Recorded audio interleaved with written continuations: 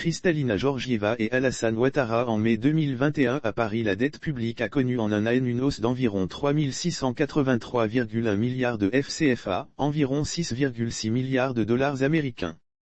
Elle s'établit désormais à 17 676,1 milliards.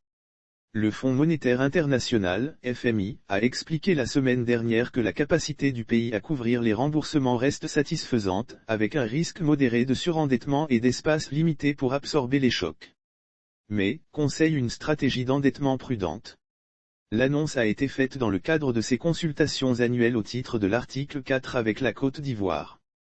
La progression d'environ 26% de la dette publique ivoirienne relevée est attribuée à plusieurs facteurs dont les fonds Covid-19 mis à la disposition des entreprises et des ménages dans le cadre de la lutte contre les effets de la crise, même si sanitairement finalement sans réel impact pour la Côte d'Ivoire, peu de cas, infime taux de létalité, note de la rédaction. Le FMI qui relève que le déficit budgétaire a maintenu sa cadence en se situant à 5,6% du PIB, explique que, la dette publique, garantie comprise, a augmenté à 49,8% du PIB. Le déficit des transactions courantes devrait s'être creusé pour atteindre 3,5% du PIB en 2020, en raison essentiellement du repli de la demande mondiale.